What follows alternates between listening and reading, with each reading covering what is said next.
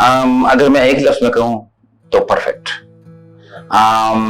اس کی بنیادی وجہ یہ ہے کہ آپ کے ساتھ جو انٹریکشن ہوئی تھی ڈیزائننگ سے پہلے اور نقشہ بننے سے پہلے، تو اس میں یہی تھا کہ میں نے آپ کو اپنی ضروریات لکھ کے دی تھی اور آپ نے بے عینی ہی وہی بنا کے ہمیں دے دیا.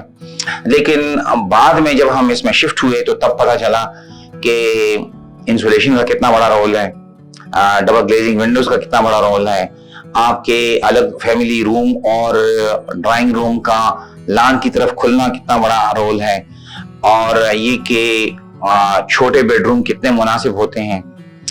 اس سے پہلے میں جب لاہور گیا تھا کسی کی سفارش پہ تو آرکیٹیکٹ سے ملا، میں نے کہا میں نے گراؤنڈ فلور پہ 4 بیڈ رومز بنانے ہیں. اس نے کہا یہ آپ کیا بتا رہے ہیں، 2 کنال کے گھر میں کوئی 4 بیڈ روم بناتا ہے، گراؤنڈ فلور پہ 2 بیڈ روم بن سکتے ہیں. میں نے کہا مجھے نہیں چاہیے وہ بڑے بڑے ہال. لیکن بہرحال آئی ایم ویری ہیپی. اور میں آپ کو اب اصل میں اور میری وائف دونوں ہم پروفیشنلز ہیں، گھر سے باہر ہوتے ہیں زیادہ تر، لیکن جب گھر آتے ہیں تو دروازہ کھولتے ہیں تو سکون آتا ہے. اور اللہ کا شکر ہے، خدا نے بڑی نعمت دی ہے. اپنا گھر ایک بڑی نعمت ہوتی ہے، اور آئی ایم ویری ہیپی.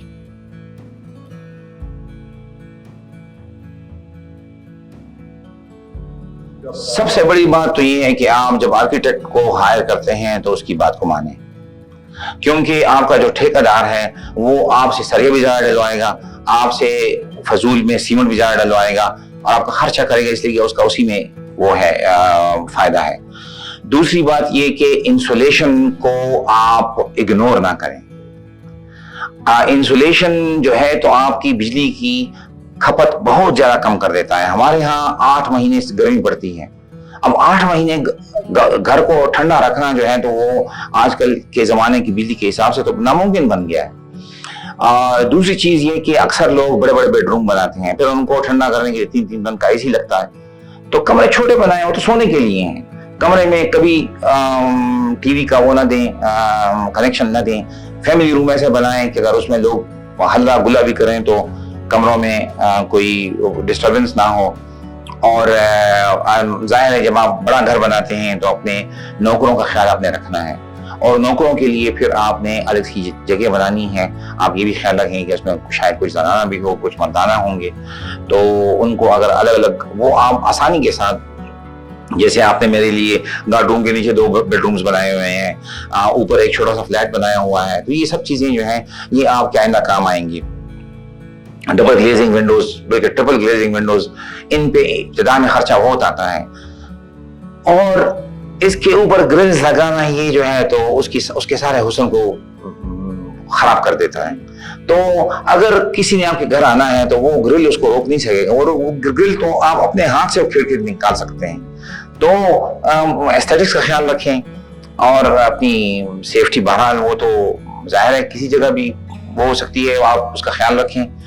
اس میں ایک اور چیز جو ہے وہ یہ کہ آپ جب گھر پہ اتنا خرچہ کرتے ہیں تو اپنے گیٹ کو کم از کم موٹرائزڈ بنائیں، تاکہ پھر باہر سے آپ ہارنے نہ بجائیں.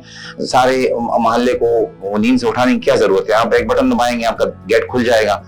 اور تو یہ چند چیزیں ہیں جو آپ بہت آسانی کے ساتھ کر سکتے ہیں. آپ سیکیورٹی کیمراز پہلے سے لائننگ کر لیں، اور مجھے یقین ہے کہ طاہر صاحب جو ہیں تو اس میں بہت اچھی وہ منصوبہ بندی کر سکتے ہیں.